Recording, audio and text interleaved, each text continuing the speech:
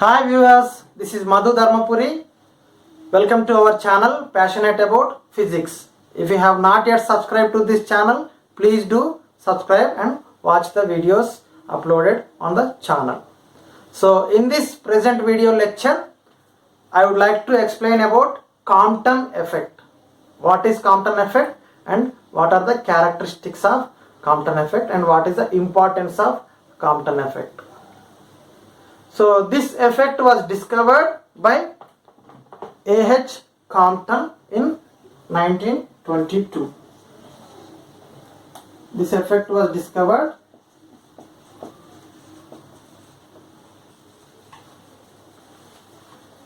by A.H. Compton in 1922, for which he was awarded Nobel Prize in 1927 for his discovery and explanation of Compton effect results. What is Compton effect then? It is basically about the scattering of X-rays, the high energy rays, by a material particle like electron in the low atomic number material. So here I have the definition written on the board. What it is saying is, when X-rays of sharply defined frequency, means a monochromatic wavelength, were incident on a material of low atomic number like carbon, they suffered a change of frequency or wavelength on scattering, and the scattered beam contains two wavelengths in addition to the expected incident wavelength. There exists a longer wavelength in the scattered beam. This kind of elastic interaction between the light photon and the material particle electron is called as Compton effect. So basically here the phenomenon is based on scattering of X-rays by a material particle like electron. The X-rays are targeting that material and X-rays are scattered by the electrons present in that material in different directions. And this scattered beam of photons contains two wavelengths. One wavelength is same as the incident wavelength and the other wavelength is longer than the incident wavelength. This was the result observed by Compton and which was successfully explained by him by using quantum theory of radiation. So he explained this effect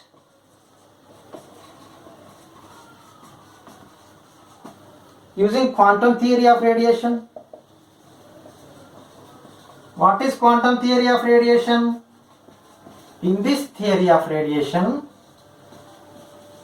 which was proposed by Max Planck, the light is assumed as a particle. The particle nature is attributed to light, in which the energy is carried by a particle called photon, and that energy is quanta.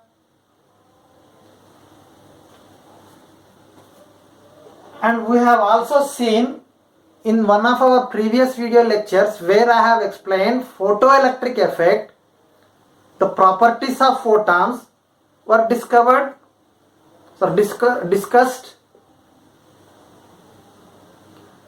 where the photon is a particle of light which carries an energy, and that energy is independent of the intensity of light. But intensity of light can increase the number of photons, and these photons will travel with the velocity of light in air or vacuum. So if you have not watched that video, please do watch it. I will quote the link of that video under the description column of this, which would help you to understand this. So basically, Compton used this particle nature of light to explain this effect. And what he thought was, this is an elastic collision between two particles, that is photon and electron.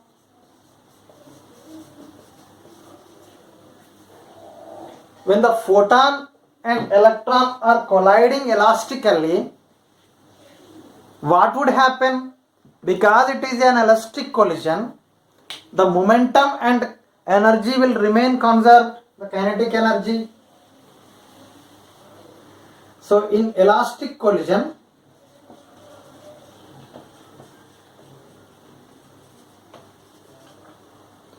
momentum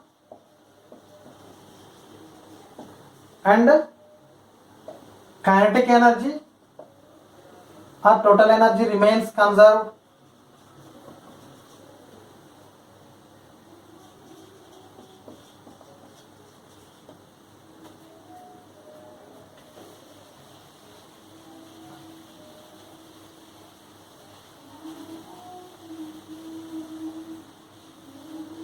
So during this collision, what happens is, when a photon is incident, a photon of energy h nu, because every photon is having some energy, if that energy is h nu, when this photon is incident on a material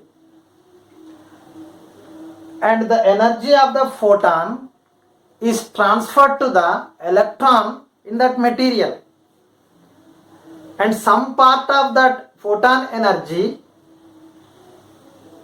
is absorbed by the electron and the photon was scattered by it, and that scattered photon has an energy equal to h nu prime, which is less than its incident energy. Why it is less than its incident energy? Because some energy of the incident photon is absorbed by the electron, and by absorbing that energy from photon, that electron is liberated from the material, and if that energy is enough for the electron,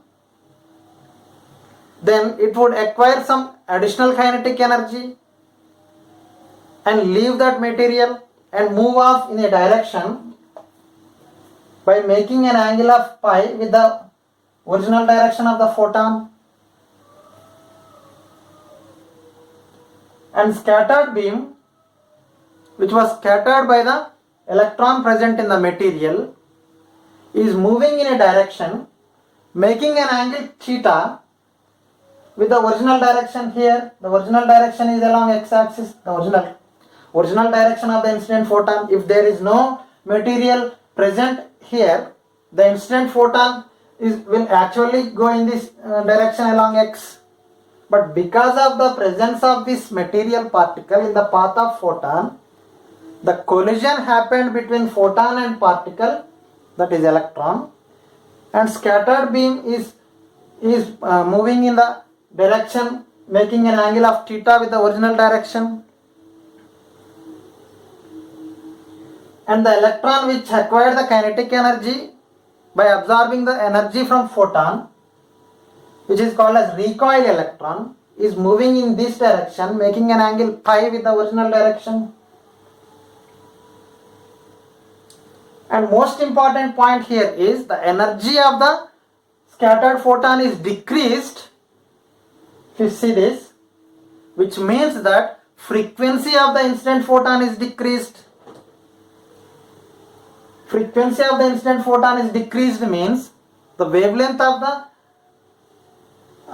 photon is increased, The scattered beam contains less frequency than the original frequency and longer wavelength than the original wavelength.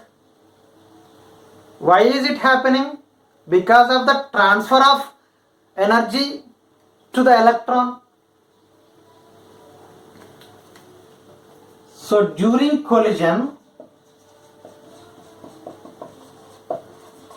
energy is transferred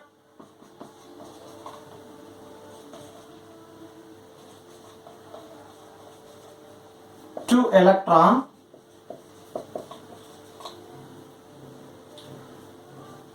and electron liberates from material surface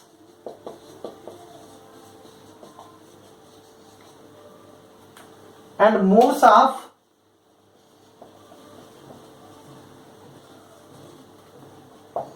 in a direction making an angle phi with respect to original direction of photon.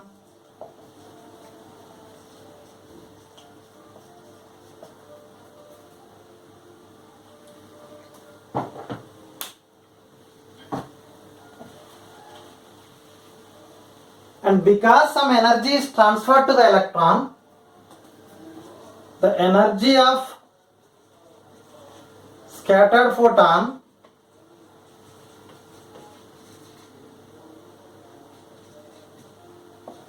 is decreased. H nu prime is less than H nu. Because of this, what happens? The frequency is decreased.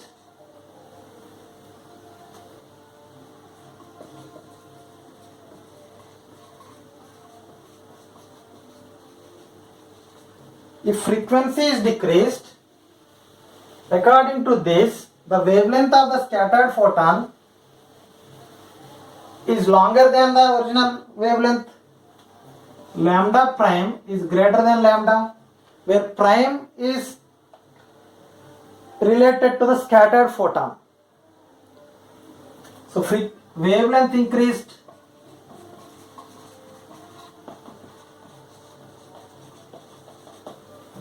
So now you might have understood for the existence of two wavelengths in the scattered beam. You can see this. Because of the scattering effect, the wavelength is increased, the longer wavelength is present. But the other wavelength is the original wavelength. If the scattered beam contains original wavelength, which means that it is an unscattered beam which is moving in the direction of original photon direction without any angle of scattering. The theta here is angle of scattering. What is theta? It is angle of scattering.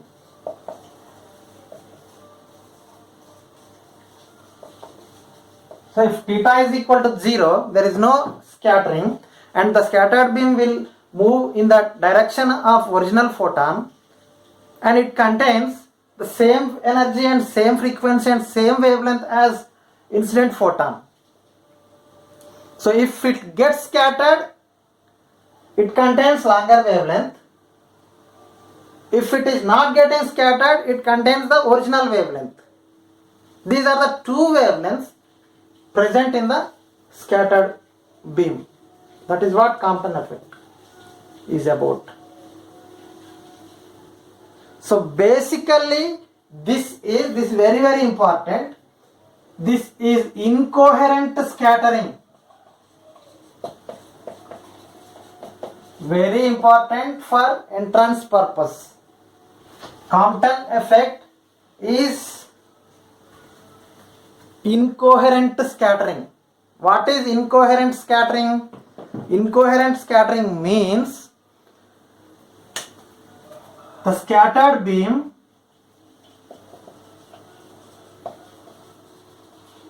not only deviates from its original path,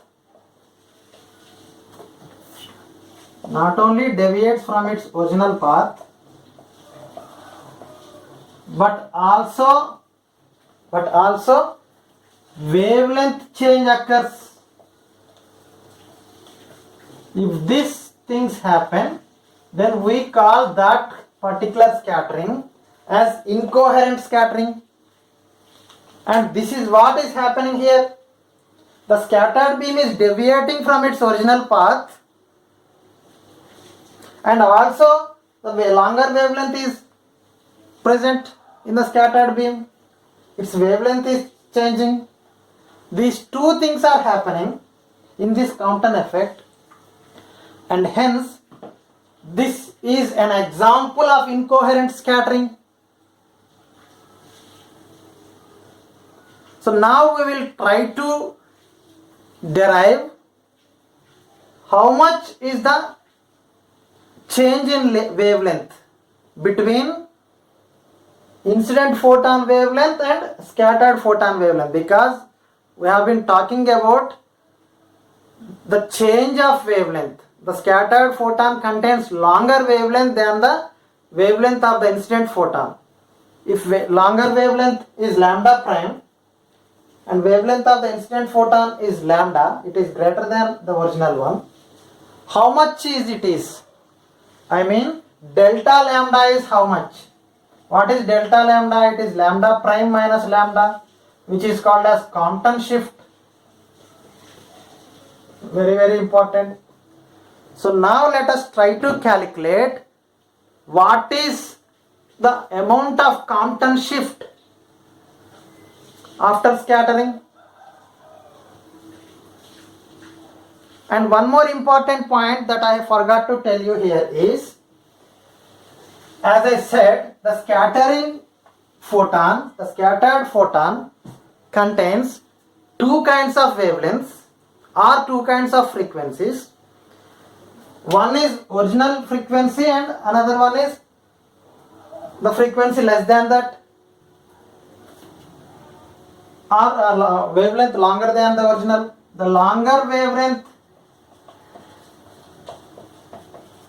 scattered photon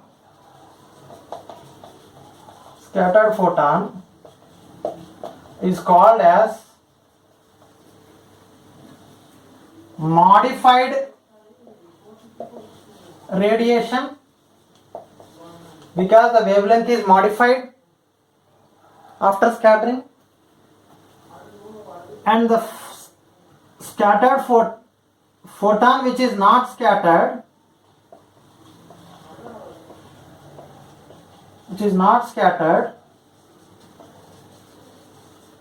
and hence wavelength not changed,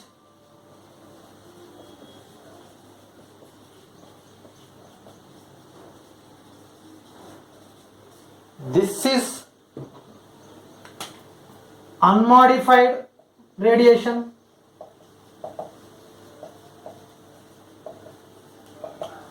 So in terms of modified and unmodified radiation, we can say that when a photon is getting scattered by an electron, the scattered beam contains two radiations. One is unmodified radiation, whose wavelength or frequency is same as the incident radiation, and the other one is modified radiation, whose frequency is less than the original radiation and whose wavelength is longer than the original radiation. This, right? So now we will try to derive the Compton shift, how much is observed. So this can be easily derived by using the concept of the collision between the elastic collision between particle of photon and the material particle of electron. So because it is an elastic collision, momentum and energy remains conserved. So using these conservation laws, And by following simple collision concepts, we can derive the formula for Compton shift. So for that, first let me write the values of energy and momentum for both photon and electron before collision and after collision. Then we will apply the conservation laws of momentum and energy because it is an elastic collision. So before collision,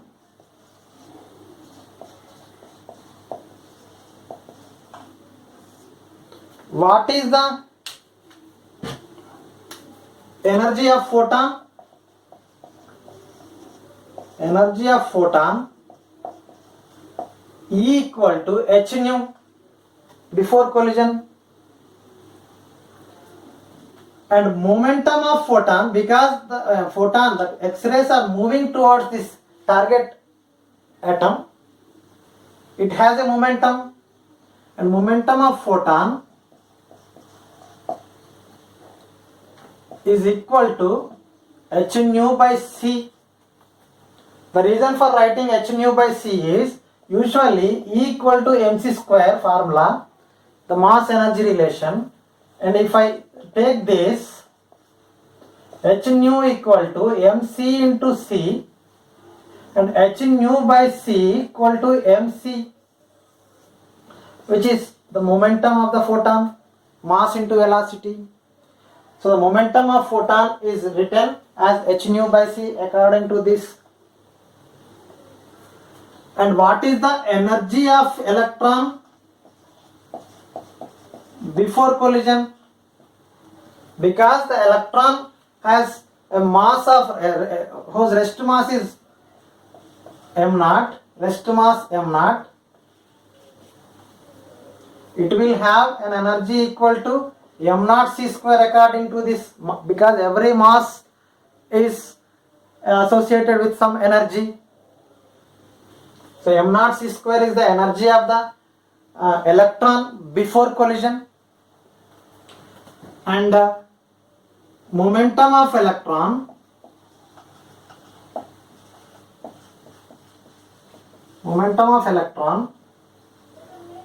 will be equal to 0 because electron is at rest before collision. Electron is at rest. It has no velocity and hence no momentum. Now we will write these things for collision, after collision. The same values let us write after collision. After collision, energy of photon is how much? Which is denoted with E prime, which is h nu prime. And momentum of photon, according to the formula here, momentum of photon will be P prime, let me take h nu prime by c. Because frequency is decreased, momentum is decreased. Now, what is the energy of electron after collision?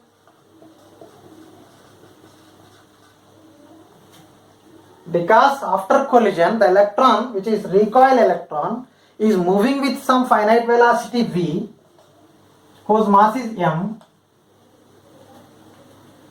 Mass of electron, mass of moving electron,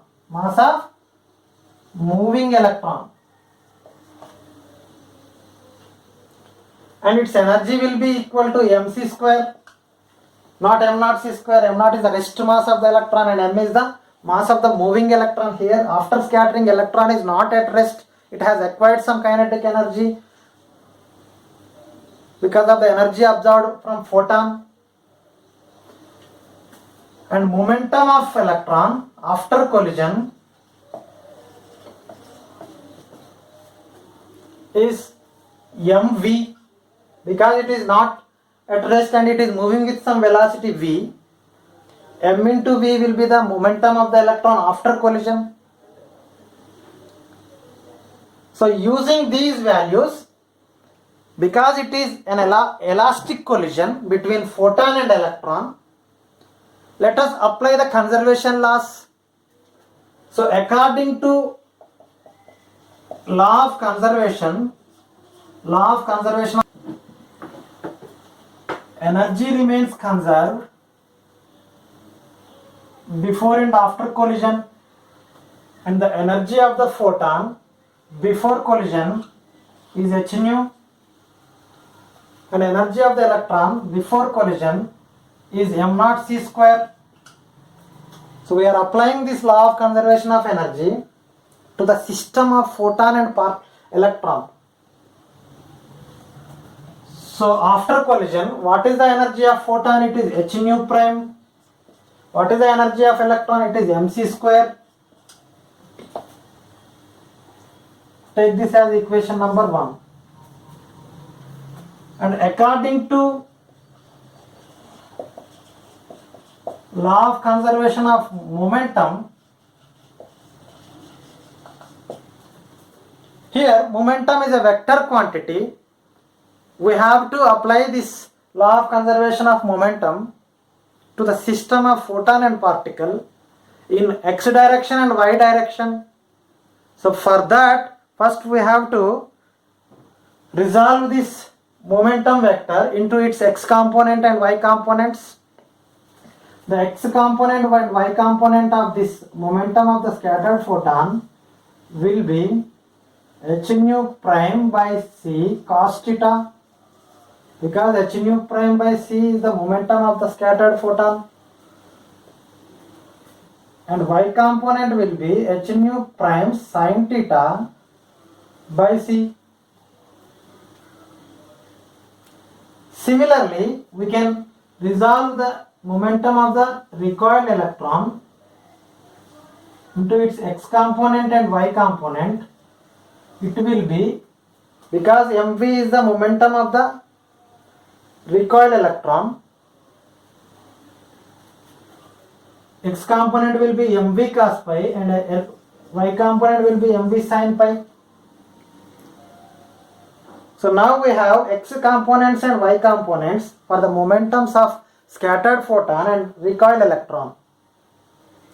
So using that, let us apply along x direction,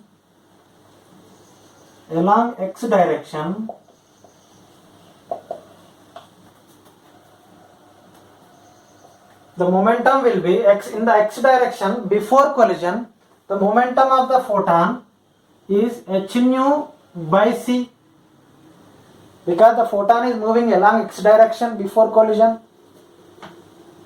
and momentum of the electron is 0 before collision, equal to the x components we have to take here. X component here is h nu prime cos theta by c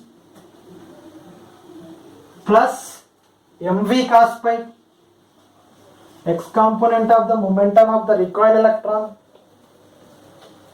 Similarly, if you apply along y direction,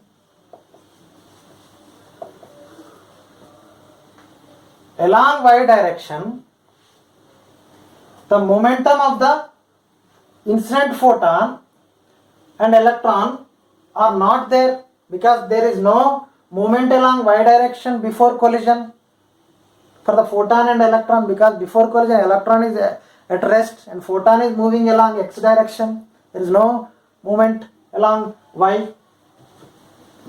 So it will be 0 plus 0. The 0 is the momentum for photon and 0 is the momentum for electron before along y direction before collision. Now along y direction after collision, the momentums components will be, for photon it is h nu prime sin theta by c minus mv sin pi. Actually it is plus of minus mv sin pi, because mv sin pi is in the opposite direction to the h nu prime sin theta by c. They are opposite to each other. So while adding up, you have to consider that minus sign. So let us take this as equation number 2 and equation number 3. So now let us use these equation number 1, 2, 3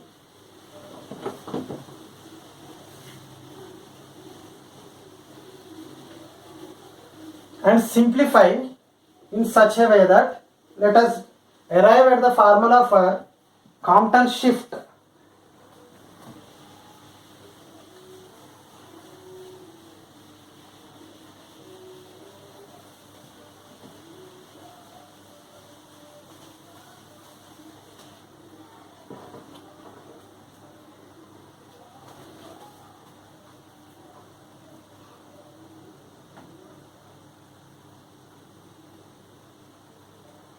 This is pi, sorry here, okay, so this is pi, mv cos pi.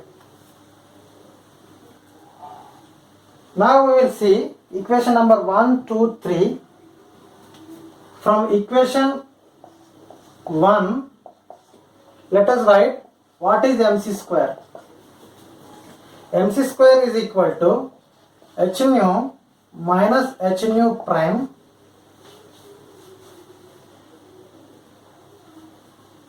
plus m naught c square. mc square is equal to h of nu minus nu prime plus m naught c square. Okay, so from equation 2,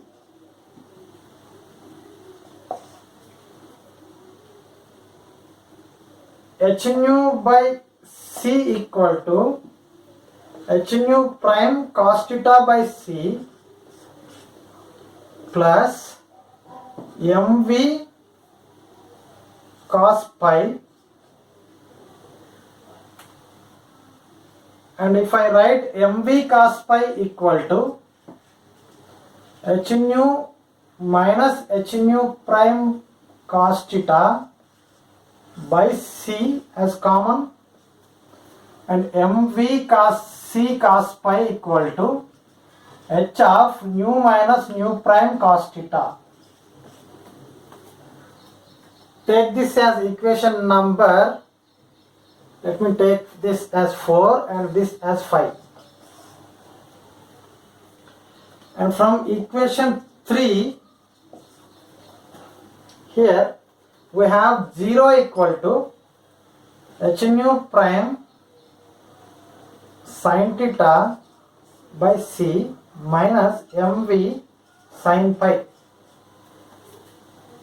and let us write mv sin pi, mv c sin pi equal to h nu prime sin theta. I have written direct step. This is coming this side and c is multiplied to this side.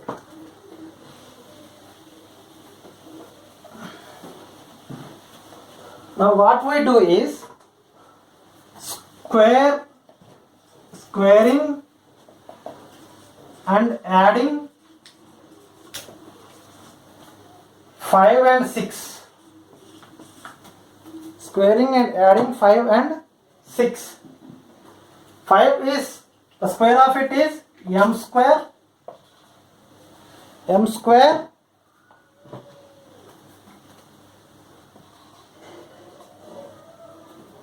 v square c square cos square pi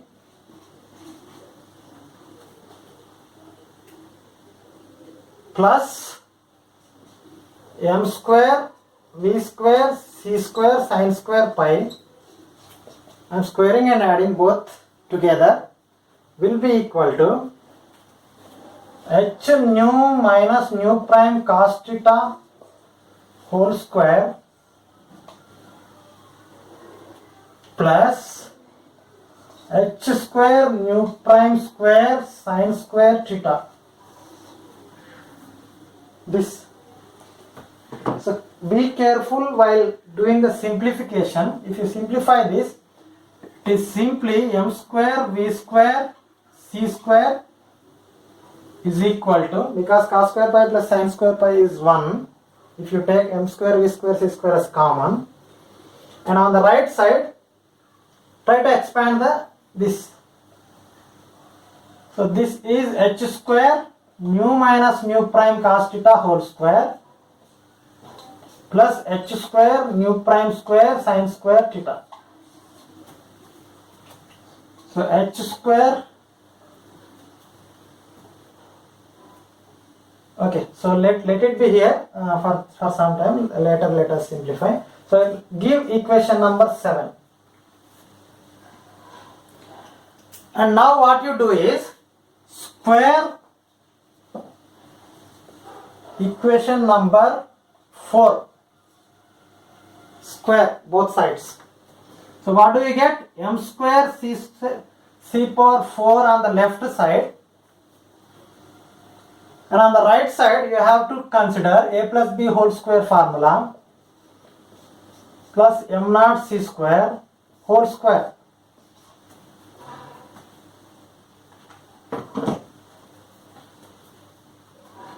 This, let us say equation number 8. So equation number, now what we will do is subtracting equation 7 from equation 8. Subtracting equation 7 from equation 8.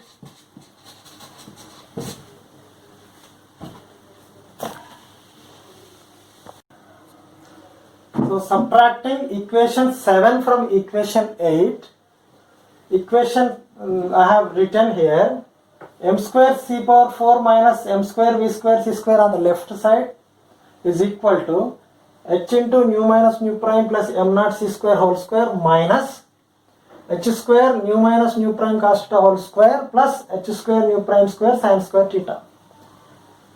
This is 8 minus 7. So if you simplify these on the right side, this a plus b whole square and here a minus b whole square, and simplifying everything, I have written every step here, you will get this. Then multiplying this h square inside and multiplying this h square inside by expanding this a minus b whole square again. A minus b, a nu square plus nu prime square minus 2 nu prime. And simplifying everything, we will get this equation. And if you observe this equation, this one will cancel with this, and this cancels with this. So we are left with, on the right side, minus 2h square nu prime plus 2h square nu prime cos theta, this I have written, plus 2h into nu minus nu prime m naught c square, I have written this, finally this. So only 4 terms are left and 4 were cancelled each other. And on the left side, if you observe, we have m square c square into c square minus v square. And taking relativistic formula for mass, the moving mass, m naught is the rest mass, m equal to m naught by root into root 1 minus v square by c square. M square will be this, root will cancel with square, 1 minus v square by c square. So if you take LCM, c square minus v square, that c square will go up. So m naught square c square by c square minus v square. Multiply this c square minus v square to the left side. This is equal to m naught square c square. Multiply c square both sides, you will get m square c square into c square minus v square equal to m naught square c power 4. That is what is written here. If you have not understood, please pause the video and observe the equation carefully so that you will understand for sure. right? So if you observe this equation, on the right side we have m naught square c power 4, and on the left side we have m naught square c power 4. They cancel each other and we get 0. And remaining terms, if you see, I have taken minus 2h square nu prime as common from first two terms. So I have got 1 minus cos theta, which is equal to plus 2h into 2 nu minus nu prime m naught c square as it is. Now bringing this minus term to the left side, so I have got 2h square nu prime into 1 minus cos theta equal to 2h into nu minus nu prime m naught c square. So 2h square is cancelled with 2h is cancelled with this, and h is left, and remaining terms I have written as it is, and nu prime going that side, and m naught c square is going this side. So we get this equation finally: nu minus nu prime by nu prime equal to h by m naught c square into 1 minus cos theta. And using this final expression, we can arrive at the formula for Compton shift. How we see? For example, nu minus nu prime by nu prime is written as nu by nu prime minus nu prime by nu prime is equal to h by m naught c square into 1 minus cos theta. I am just expanding this.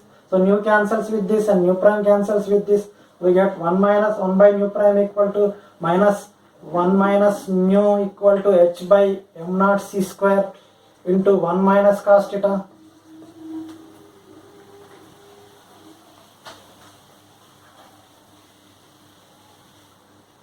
This is our frequency shift. Nu prime is the frequency of scattered beam and nu is the frequency of incident beam. So if I multiply with c, we know that nu is equal to c by lambda as the general formula, and nu can be written as replaced with this. So we will get lambda prime by c for 1 by nu prime minus lambda by c for 1 by nu. You get h by m naught c square into 1 minus cos theta, and lambda prime minus lambda is hc by m naught c square into 1 minus cos theta. C cancels with the c square. Lambda prime minus lambda is h by m naught c into 1 minus cos theta. This is the formula for the Compton shift. The difference in wavelengths between scattered beam wavelength and incident beam wavelength, this is Compton shift. Now if you carefully observe this equation, Compton shift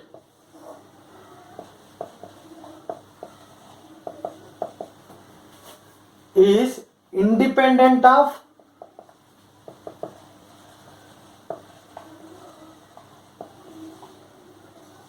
wavelength, comma, intensity of incident light,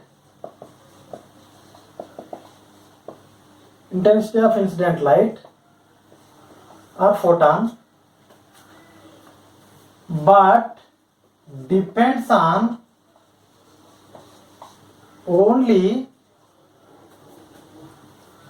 scattering angle theta, because h is constant, Planck's constant, m naught is the rest mass of the electron which is constant, c is the velocity of the photon in air or vacuum which is constant, and hence the Compton shift will depend on the scattering angle. So if scattering angle is changing, means that if the scattered photon is deviating from its original path, then the Compton shift will change. Compton shift will change means what? Lambda prime value will change. Right? So if you observe this equation, what is the maximum value possible for cos theta? The maximum possible value for cos theta is 1, which means that for the lambda prime minus lambda is always greater than or equal to 0. Maximum possible value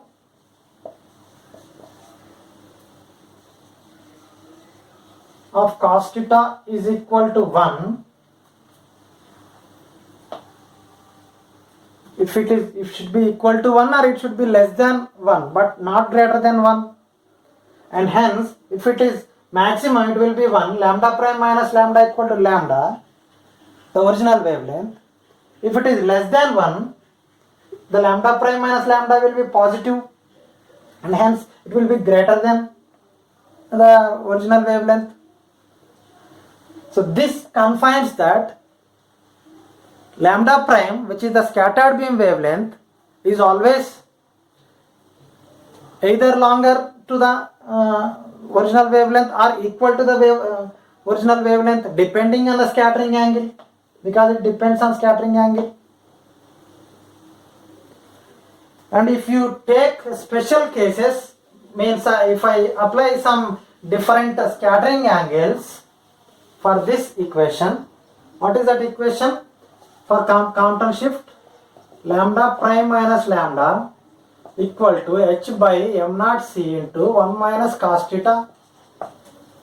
Case 1, if theta is equal to 0, what happens means there is no scattering angle, then 1 minus cos theta will be, cos 0 will be 1, so lambda prime minus lambda equal to 0, delta lambda equal to 0, which means lambda prime equal to lambda, original wavelength.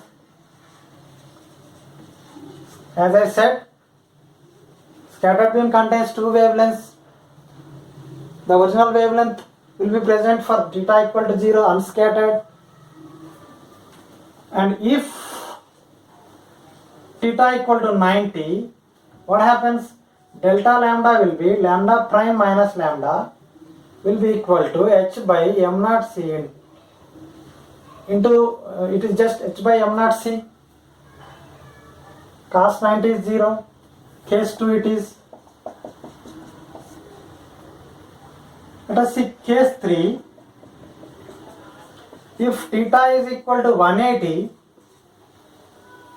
then delta lambda will be equal to lambda prime minus lambda equal to h by m naught c into 1 minus of minus 1, cos 180 is minus 1. So it will be 2h by m naught c. It is increased.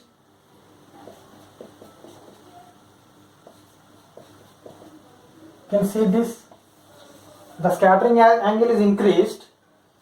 The Compton shift is increased from h by m naught c to h by m naught c. h by m naught c is for scattering angle of 90 degrees. Compton shift depends on scattering angle. For 0 there is no Compton shift. This is no Compton shift for this.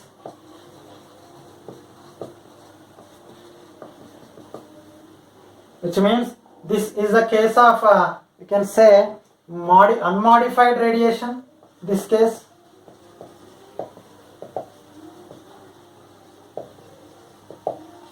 And these two are the examples for modified radiation.